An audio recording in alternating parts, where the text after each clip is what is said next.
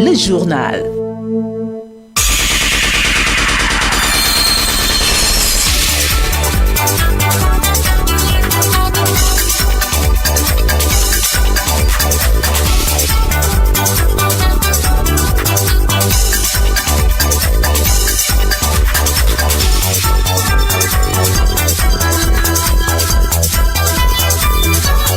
Bonsoir mesdames, bonsoir messieurs et merci de nous renouveler votre confiance.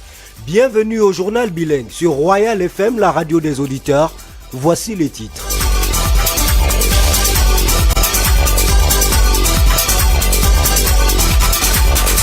Grande consultation nationale, les villes du Cameroun unies pour la décentralisation. L'association regroupant nos métropoles a été présentée ses propositions au Premier ministre cet après-midi.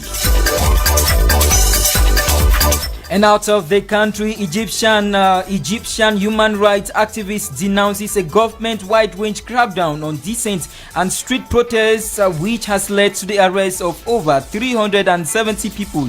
This on a day when 7 school children perished in a school building collapse in the Kenyan capital city, Nairobi.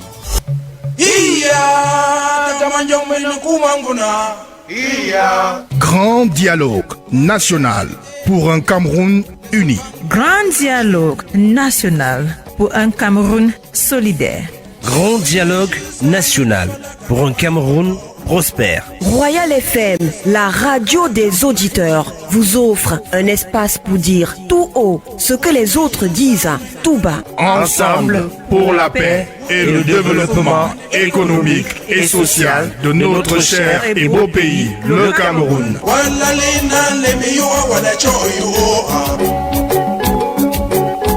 Voici la page spéciale du journal. Et pour ouvrir cette page spéciale du journal consacrée au grand dialogue national, j'accueille Bertrand Bois. Bertrand, bonsoir. Bonsoir Michel. On parle de consultations qui se poursuivent à la prémature en prélude à ce grand dialogue national. Les délégations régionales ont été reçues ce jour par le Premier ministre chef du gouvernement. De même, à cette occasion, l'association des villes unies du Cameroun est venue présenter au Premier ministre ses propositions. Elle insiste sur la mise en œuvre effective de la décentralisation. On fait le point avec vous, Bertrand. Le ballet des audiences par ordre alphabétique a débuté par la région de l'Adamawa.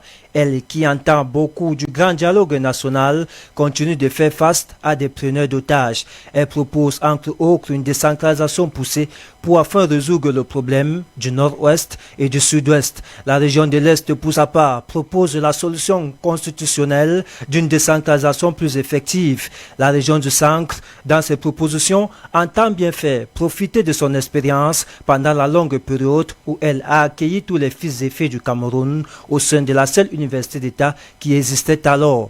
L'extrême Nord aussi apporte dans ses propositions son expérience dans la lutte contre Boko Haram, la gestion des réfugiés et des déplacés internes. En somme, la décentralisation est la solution la plus proposée par toutes les délégations pour résoudre le problème dans les régions du Nord-Ouest et du Sud-Ouest. Les délégations veulent une décentralisation entière, financière et administrative. Chaque délégation disposait d'une demi-heure pour présenter le fruit des réflexions des populations de leur région. Le Premier ministre Joseph John Gouté a à chaque fois remercié les différentes délégations d'avoir associé au maximum les contributions de toutes les couches sociales à l'élaboration des propositions pour le grand dialogue national. Nous aussi, on va vous remercier, Bertrand Bois, d'être passé nous faire le point de ces grandes consultations. Serge Espoir Matomba, ancien candidat à l'élection présidentielle, était l'invité du 12h.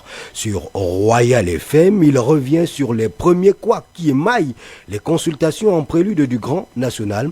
Je vous propose d'écouter le premier secrétaire du PURS sur les scandales liés au per diem et à la liste de la délégation de la région du centre à forte coloration RDPC. Serge Espoir Matomba, interrogé par Jean-Marie Anaba.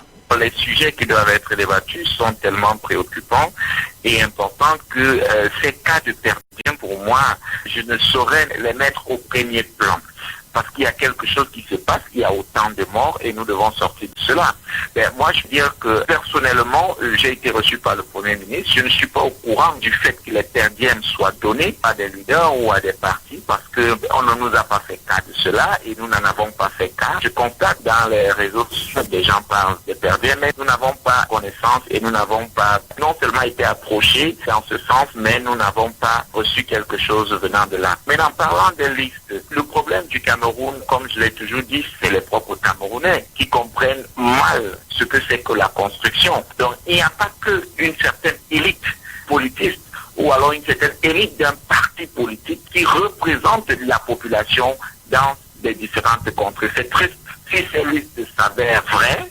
C'est triste que ce choix soit opéré ainsi, mais nous ne savons pas ce qui motive ce type de choix. Toujours est-il que ce dialogue, nous poserons tous les sujets sur la table. Ce qui est important de dire, c'est que cette crise doit s'arrêter et nous devons adresser ce problème comme il le faut. C'est pour cette raison qu'il est important de participer à ce dialogue.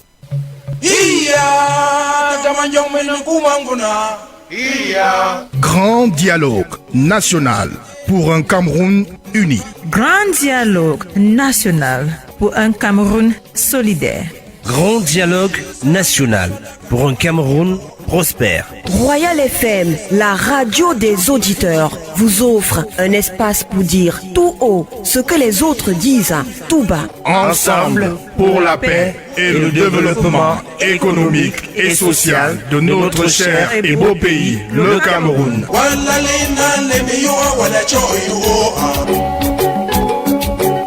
Grand dialogue national, c'était la page spéciale du journal. Et dans le reste de l'actualité, les avocats ont remis leur robe noire ce lundi 23 septembre 2019. C'est après le mot d'ordre de grève générale lancé par le barreau le 31 août dernier et qui a pris effet du 16 au 20 septembre dernier. Quelques clichés d'un retour dans les prétoires des avocats captés par Raïssa Moko. Nous sommes au palais de justice de Yaoundé. Depuis 7 heures, les hommes en robe noire défilent. Certaines salles d'audience du dit palais sont bondées de monde et les prétoires occupés. Preuve que le travail a bel et bien repris. Maître Bomba Oona et Maître Poufon, avocats au barreau du Cameroun.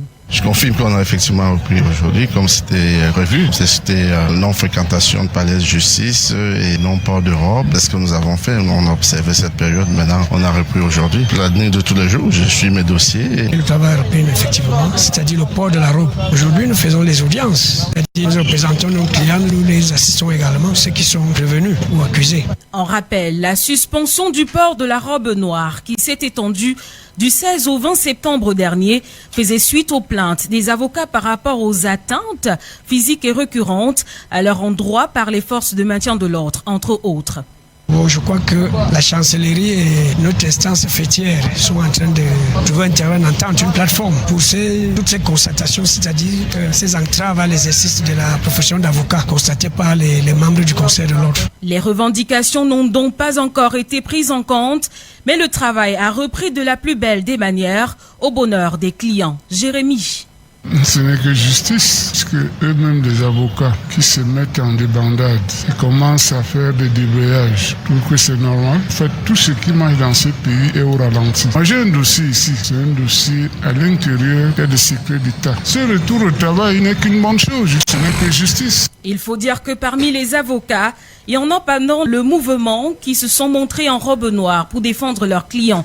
Le cas d'une avocate à Douala et d'autres aussi qui continuent le travail sans la tenue hors des tribunaux. Toutefois, les différents avocats attendent à présent la voix du Conseil de l'ordre au sujet des revendications. Dans la cité à présent, la divagation des malades mentaux dans les villes du Cameroun inquiète. Ce matin, une femme a été agressée par l'un d'entre eux au lieu du carrefour Mvombi, c'est à Yaoundé. Embarrassé, l'infortuné a fondu dans la foule de curieux venus vivre la scène. Quel type de relation entretenez-vous avec les malades mentaux? C'est la question qu'Anne-Elisette Ambassa a posée à quelques Yaoundéens. Reportage. La question suscite dans un premier temps des rires. Mais au finish, c'est une considération humaine parce qu'un fou est d'abord un être humain qui a juste un problème lié au moral, au psychique. C'est l'avis de M. Ndino. Maladie comme tout autre et ça peut se soigner. Très souvent, chaque être humain, qu'on suppose normal, pose des actes où on pourrait aussi le traiter de fou. Donc, la relation avec les fous ne peut être qu'une relation saine.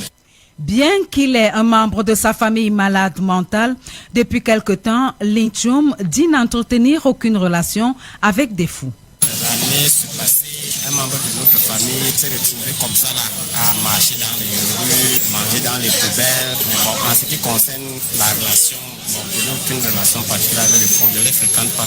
La considération du fou pour le sieur EFA est liée au cadre environnemental. En Afrique, c'est généralement difficile dans la mesure où la folie comme peut-être l'épilepsie ont tellement de superstitions, mais ce sont des personnes qui ont tout perdu sauf la raison. Parce que je crois qu'ils ne réfléchissent pas, c'est pas vrai, ils réfléchissent pas.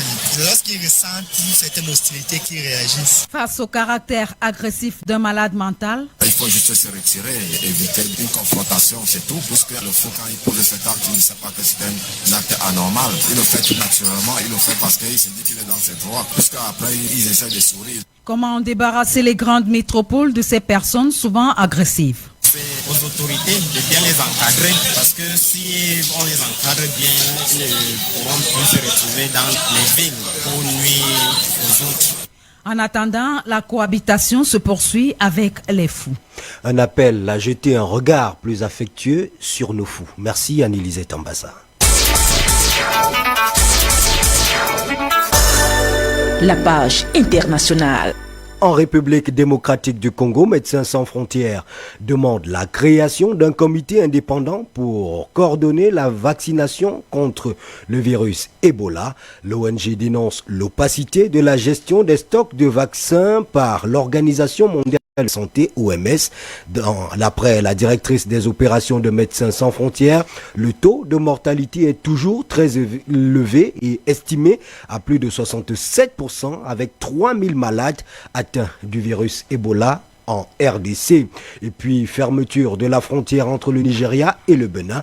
Les commerçants et les producteurs ne savent plus à quel saint se vouer. C'est en fin août dernier que le gouvernement d'Abuja a décidé de la fermeture de cette frontière pour arrêter les importations de divers produits. Objectif des autorités nigérianes, diversifier l'économie et développer le Made in Nigeria. Cette fermeture représente une menace pour le Bénin, dont l'activité portuaire représente une part importante des revenus dans la croissance du produit intérieur brut de ce petit pays d'Afrique de l'Ouest.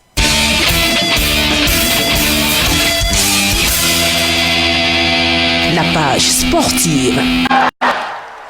Thomas Dakendi, bonsoir. Bonsoir Michel Mbarga. Coupe du monde de volleyball, l'équipe nationale du Cameroun, l'équipe nationale de volleyball féminin du Cameroun buvra donc sa coupe jusqu'à Lali. Le Cameroun poursuit son calvaire en terre japonaise. Ce matin, les pouliches de Jean-René Akono ont essuyé leur 7e défaite, c'était face à la Serbie. 3-7-0, c'est le score qui a sanctionné la rencontre Cameroun-Serbie de ce matin dans la ville de Toyama au Japon.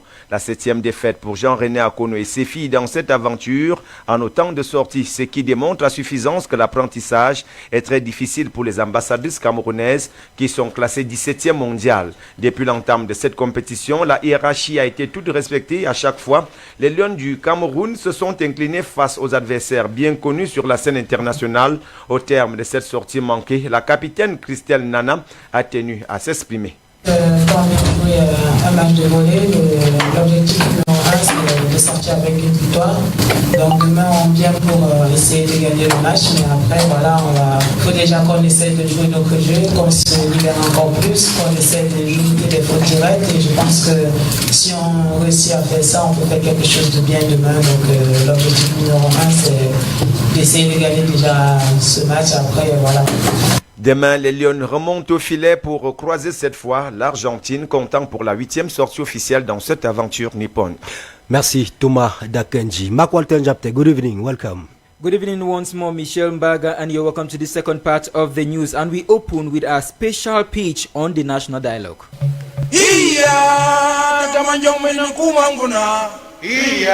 Major National Dialogue for a Unified Cameroon. Major National Dialogue for Solidarity in Cameroon.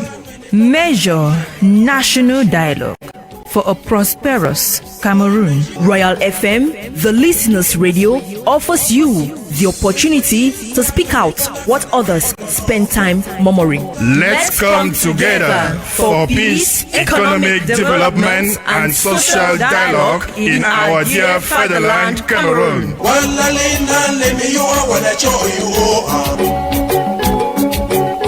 Measure National Dialogue, our special page on the news. Proposals from different regional delegations from across the country ahead of the major national dialogue have been tabled to the Prime Minister, Chief Dr. Joseph Diongute, today. The various delegations, which included governors, elites from the regions, and other personalities in their majority, propose effective decentralization of powers to end the crisis in the regions. However, stakeholders in the southwest and the northwest region during their regional gatherings made diverse suggestions on how to end the crisis. Staffman Abel Bella Samari gathered those views in the following Vox Pop. For it to be successful, we should be sincere, truthful. We should look at the root causes of the problem in order to have a lasting solution, so that what we're experiencing now should never repeat itself again. Reverend Dr. Oben, to be honest, because of God, we should be one. I think we can put our differences behind, but I think let the head of state grant amnesty. Majesty Samuel Yunga, the president should give us a 10-state federation, and then we need the Limbe deep sea port to go operational, because it will create employment for these young people who indulge in acts that are unwanted because of frustration. Mr. Bawonga Michel, regional president of UPC, no quarter should be left out in this dialogue, and a neutral person should be the chairperson. For me, president of the Highway Transport of Southwest region. We cannot make dialogue when the actors are not there. The army should go back to the camps, the separatists should leave the bushes and come back. Those were some Cameroonians expressing their views on how to end the crisis. As the pre-consultation ahead of the major national dialogue continued to unfold at the Star Building, more polemics have been ignited surrounding the pre-consultation. The latest among such is the battle for per diem, especially within the Cameroon National Youth Council, and the hijacking of various regional delegations to the PM by CPDM militants and bigwigs. Abel Bella Samari spoke with some political actors and filed in the following reports. The polemics are making rounds, with some pointing accusing fingers to the CRM party and the National Youth Council at the Prime Minister's office, where there was the fight over who will receive more than other when it comes to the transport fare allocators. But Kupi Adami of the CDU party says the money given at the Prime Ministry is just transport fare and should not pose any problem. We were there, and I think the Prime Minister was fair. He said that the government know that political parties, associations, and personalities who were invited there support some expenditure. So government want to participate for the reimbursement of those money of taxi or hotel and so on. That money is not something that can be put on the table of debate. Asked if the money will not impact the outcome of the national dialogue process, Kupi Adami says no impact, because people who came there, as long as concerned CDU, we went there because we were prepared to participate for this very debate, because we know that it's important to our republic. So if the Prime Minister gives taxi or not, we were not there for that, and it cannot condition our participation or our not participation to the debate. It is not corruption. A point strongly supported by Jules Roman Fuller of the CPDM party. This is a useless polemic. What's happened is the fact that, there are so many delegations who are coming from the region. I want to take the example of the Far North region. According to me, it's a very polite manner to ease them. First of all, the transport, stay here, and even the restoration. Another polemic is the list constituting delegates from the central region. Kupi Adami says it is not appropriate to have only CPDM militants within the central region delegation. When you see the way this government are doing things, we are very surprised, and we see that if they continue to do so, it will very, very negatively impact the oncoming dialogue. It is not a CPDM Congress that the President of the Republic called for. We are talking about North or Southwest. If you see the central region here, you will know that all delegates have been appointed by the governor are all members of CPDM. When you go to division of Nyon Ekele, 3 delegates will come from there. I will know that UPC is the party that have elected parliamentarian elected there. The 3 delegates are all 3 members of CPDM. Jules Roman Fuller of the CPDM party says it was an error committed by government services. Yes, it's a mistake. We received list from the governor. First of all, the governor is not the competent man. We need the voice of the population. Secondly, they have to correct. You know, the elites are not coming from my party. We have very violent elites who are coming from the other political party and even from the civil society. That report there by Abel Bella Samari. According to the official program of the pre-consultation talks, the Prime Minister, Chief Dr. Joseph Diongute, will tomorrow proceed with the meetings of some selected personalities and associations, which include Christian Cardinal Tumi Aya Paul Abine, Eric Chinje Kawala Akeremuna, and the Northwest and Southwest Women's Task Force and the Center for Human Rights and Democracy.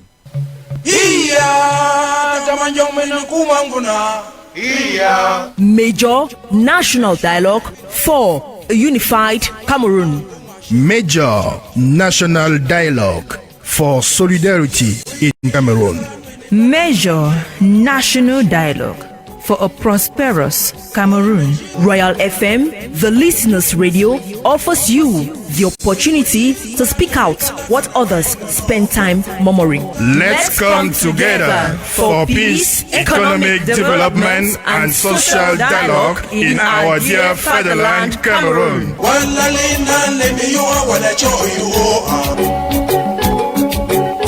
Major National Dialogue. That was our special page on the news.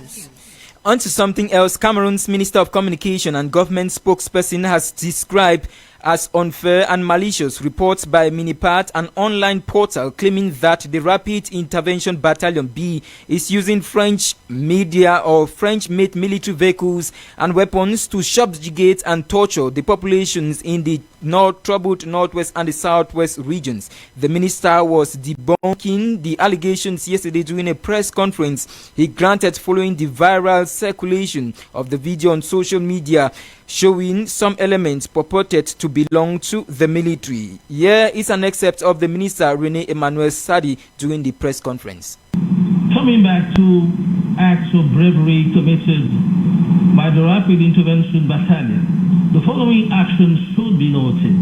The conquest of the terrorist base of the so-called sacred Sambisa forest, where the leader of the Boko Haram, Nebula, took refuge at that time in benefit of the Nigerian troops in 2017. The liberation of the Maidu professionalism, fully aware of their sovereign obligations and the exigencies imposed in times of peace and in war, while respecting human rights. The government, through my voice, hereby reiterates to the National Defense and Security Forces all the esteem of the Cameroonian people and the high confidence of the Commander-in-Chief of the Armed Forces, the President of the Republic, His Excellency Paul Biya. That was Minister Rene Emmanuel Sadi. On to this human interest story. A lady in the Vokbi neighborhood in Yaoundé has fallen victim to a public embarrassment by a madman. According to witnesses' accounts, a lady got her nudity exposed in public in trying to retaliate to the insane who spat on her. It should be noted that such attacks from mentally deranged persons is recurrent in the city Yaoundé. Our reporter Promise Akanti had a telephone chat with a psychiatrist on how or what could be the origin of such attack and filed in the following reports. First of all, we must know that almost all the patients that are roaming on the streets are people suffering from psychosis, specifically from schizophrenia. Their manifestation is delirium and hallucination. They may see people different. They are not exactly as they are. That is the first explanation as to why you could be attacked by a madman. Dr. Emmanuel Dipoko goes further with deeper explanations. They may think somebody is doing something against them that may harm them. So they may become aggressive against somebody whom they don't know at all, but who can resemble somebody they know who may have hurted them previously. Faced with this challenge, the first and normal reflex will be to retaliate, but our psychiatrist says that is not the best option. Retaliation is not the best way, but you have to defend yourself, because if you are assaulted by somebody, you must protect yourself. Use all your means not to harm the person, but to immobilize him. Safeguard yourself and protect the person assaulting you. Dr. Emmanuel Dipoko thinks the best option is to run away and seek official protection, for as the saying goes, better safe than sorry. The best thing is to run away from him and get protected by the police, because this is their responsibility to protect you. Our psychiatrist, however, thinks that these attacks and others by mad people are only becoming rampant because of the lack of structures to take care of them. What should be done is that they should make more facilities to care for the mentally sick people. When people are poor, they cannot afford to treat their relatives that are sick. The equitable distribution of the wealth of the country is needed, and this is where comes social security. Because if they could treat people without expecting them to give money, that would be good. If families could just take their mad people to psychiatric institutions where the government and her partners provide everything, there will certainly be a difference. And out of the country, at least 7 children have died after a classroom collapse at a primary school in the Kenyan capital city, Nairobi. The wooden structure collapsed just few minutes after the start of the school day on Monday. Dozens of people were injured and have been taken to the hospital in the city. Still out of the country, human rights activists in Egypt say at least 370 people have been arrested at the past few days following protests against alleged government corruption. They were demonstrating in the capital Cairo and other cities on Friday night, and another on a Saturday evening in the streets of Port of Suez. The authorities have not made any release as far as the figure surrounding the arrest. We now take you to sports, where Cameroon's women volleyball national team have yet suffered another defeat in the ongoing volleyball Women's World Cup in Japan. They were beaten today in the Japanese city of Toyama by Serbia 0-3. The Lionesses recorded 22-25, 14-25, and 17-25 in their respective sets, which makes a total of 7 defeats out of 7 outing. And their next opponent is Argentina. That will be tomorrow.